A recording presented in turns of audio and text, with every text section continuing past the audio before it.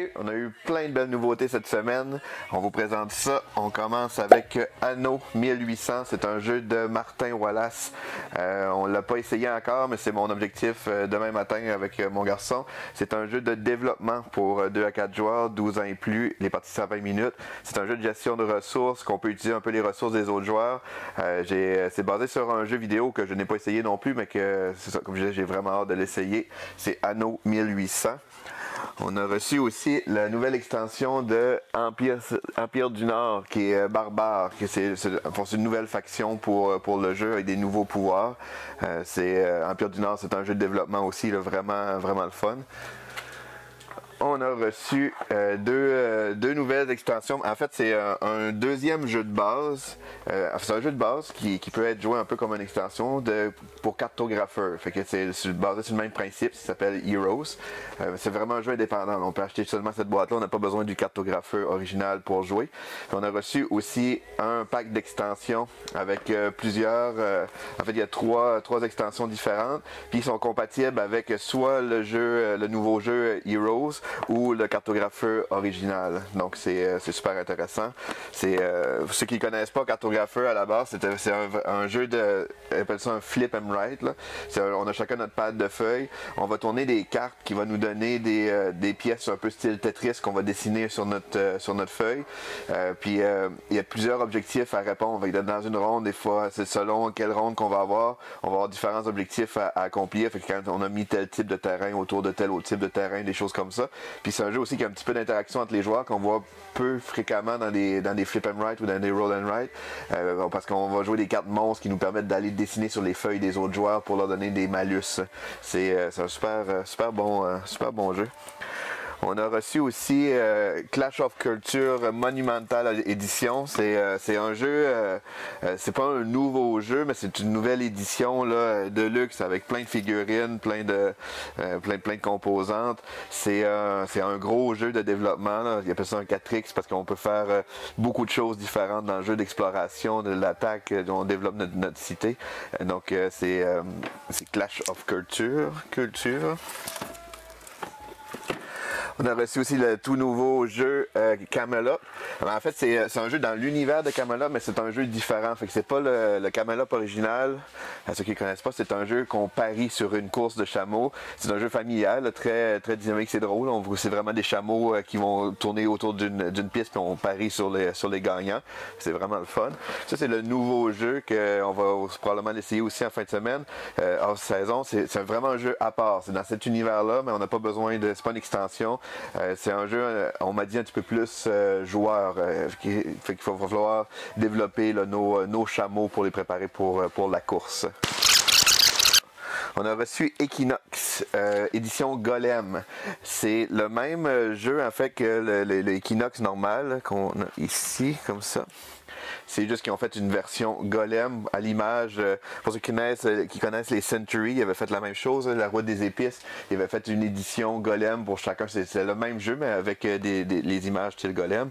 Ils ont été super populaires, puis ils ont décidé d'appliquer ça aussi pour Equinox, qui est un jeu d'enchères et de bluff, un peu de stratégie aussi. C'est un jeu pour 2 à 5 joueurs, les parties entre 40 et 60 minutes pour 8 ans et plus. C'est un jeu de Rainer Knizia.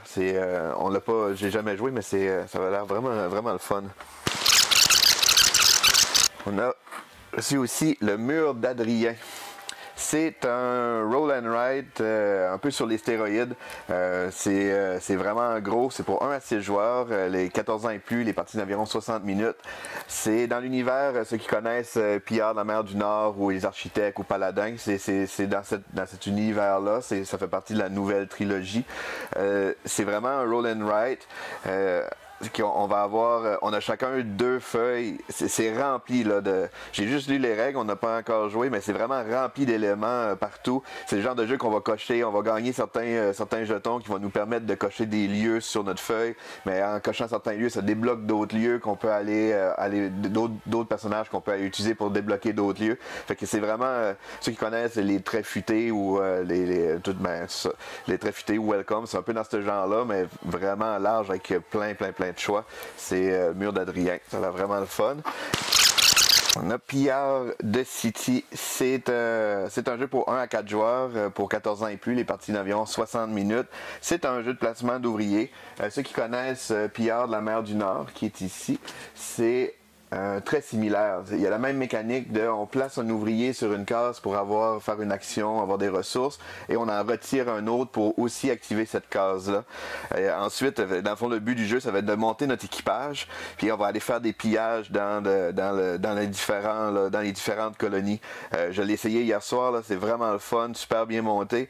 Il y a un bel élément de prise de risque selon les combats qu'on va faire par rapport à les blessures qu'on peut avoir, par rapport aux gains qu'on peut faire aussi, parce qu'il y a des dés qu'on lance en plus de monter notre équipage. C'est vraiment à nous on peut booster une méga équipage pour avoir mitigé le risque, ou y aller avant un autre joueur, se dépêcher avec un équipage un petit peu faible, puis se fier un peu à la chance de la bataille. Mais c'est super bien fait, là. On a beaucoup aimé ça. On a reçu aussi Roller Ghoster. C'est un jeu pour 2 à 4 joueurs, pour enfants à partir de 5 ans, puis c'est environ 15 minutes les parties. Ça a un petit côté, ceux qui connaissent croque-carotte, c'est très drôle. En fait, le but du jeu, ça va être de monter, d'être le premier joueur à réussir à monter son fantôme au sommet de la tour. Puis ce qui est le fun, c'est qu'on choisit si on veut aller risquer ou non. Il y a des chemins raccourcis qui nous fait sauver du temps, il y a moins de cases, sauf que sur les dés, il y a un petit symbole que quand on le prend, il va falloir tourner la tour, puis ça va faire tomber des boulets qui vont débouler dans la tour, puis qui tombent dans les chemins raccourcis principalement. Puis là, ça peut nous faire tomber, ça nous fait glisser, puis là, on repart d'un peu plus loin. Fait que c'est très drôle, c'est un beau jeu familial. On a reçu aussi la Big Box de Role Player. Dans le fond, c'est le jeu de base, comme ici. C'est un jeu de stratégie et de dés. C'est très casse-tête. En fait, on va lancer des dés qui vont nous permettre on va les placer dans différents endroits, qui va activer des pouvoirs, qui permettent de modifier d'autres dés. Fait que c'est quand même, on joue avec le hasard des dés, mais il y a plein de façons de modifier nos dés pour les agencer de la meilleure façon pour réussir à monter notre personnage. La Big Box contient les extensions qui étaient sorties avec là, dedans, donc ça fait une belle addition là, pour ce jeu-là. On a reçu ensuite Trails. Trails est un jeu dans l'univers de Parks. C'est un peu la même mécanique. On va se déplacer nos bonhommes. C'est pour 2 à 4 joueurs, des parties de 30 minutes. C'est un petit peu plus léger que Parks.